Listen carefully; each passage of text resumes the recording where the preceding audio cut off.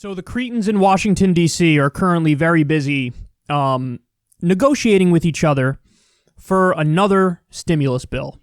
There is one giant problem, though.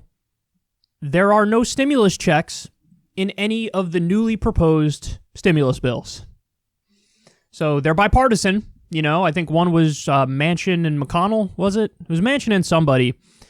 And now you have a new one. It was like Manchin and Romney. The number keeps coming down. We went from like 2 trillion to like 1 trillion to 900 billion. There was one that was proposed that was like 188 billion. So they're a mess. Everybody's a mess. What the Democrats did is they took some of their most conservative members and now had them go and negotiate with the Republicans. And the results are grotesque. Grotesque. So now we've had, 2, 3 different proposals for stimulus bills that have no stimulus checks. That's a non-starter. You should immediately rip that up. You should immediately use it for toilet paper.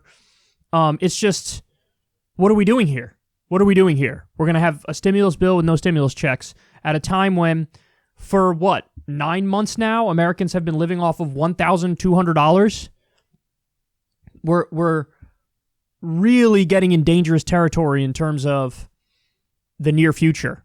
Soon as they get rid of these protections, foreclosures and evictions, it's going to be record numbers. 60% of small businesses closing permanently.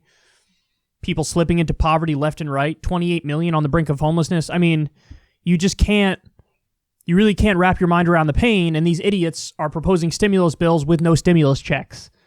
I would immediately vote no on all of them. Now, thankfully, Hawley and Bernie are fighting to have $1,200 stimulus checks. Good for them. I'm glad that they're working together on that. But in this new stimulus bill without stimulus checks, let me show you this. Warren Gunnels says it took 3 days for defense contractor CEOs to get their top priority included in the Gang of 8 COVID relief bill. Meanwhile, this bill has a $0 check for working class Americans and $0 to prevent the mass layoffs of state and local government workers. How low can you go? And then, you see the provision there. That's for defense contractors. Public Citizen also said underneath there, unreal, defense contractor CEOs are actually writing Congress begging for more coronavirus relief money. 40 million people in the U.S. are on the verge of eviction, and defense industry ghouls are out here trying to pad their pockets with your tax dollars. So they listened. The second the defense industry got in contact with Congress, they were like, oh, that's right. We got to slip in a provision for them. This story is such a great indicator, a teaching moment for how Washington, D.C. really functions. Because whoever is paying their legalized bribes, they're going to get taken care of. It's I scratch your back, you scratch mine.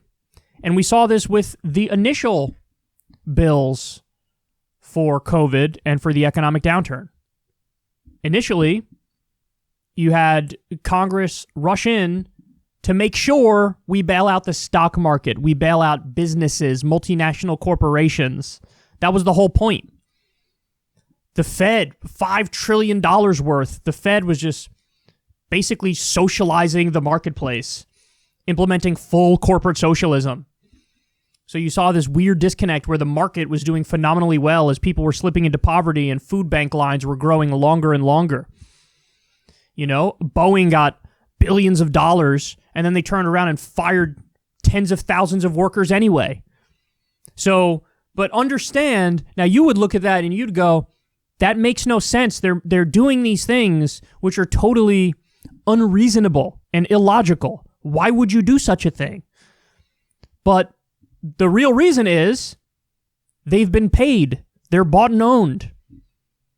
The reason you bail out the defense industry is because Raytheon and Boeing and Halliburton and Honeywell, these are people who donate to your campaign when you run for office.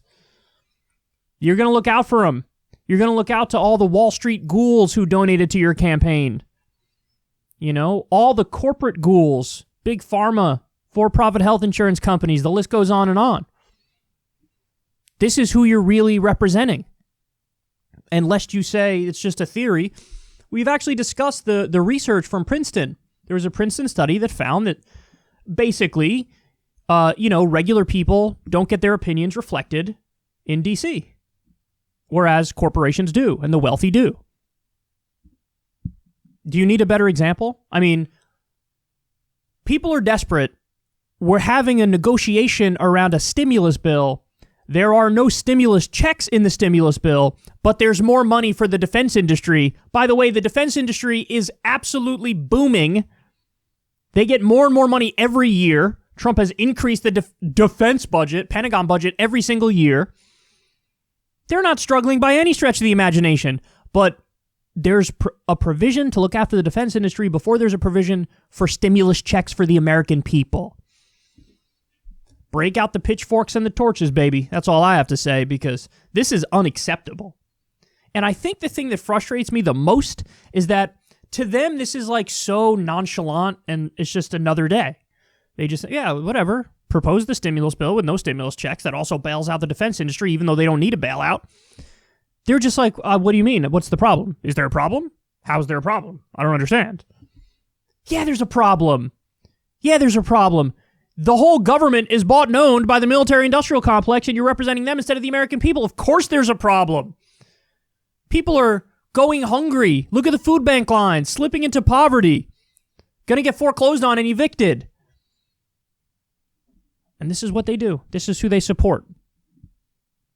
This whole system is corrupt. Anybody who defends this system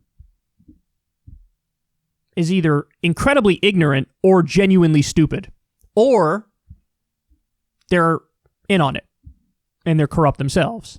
So, inexcusable. Beyond inexcusable. Again, I don't know how much more we could take before the pitchforks and the torches come out, but as I read this one, something broke inside of me.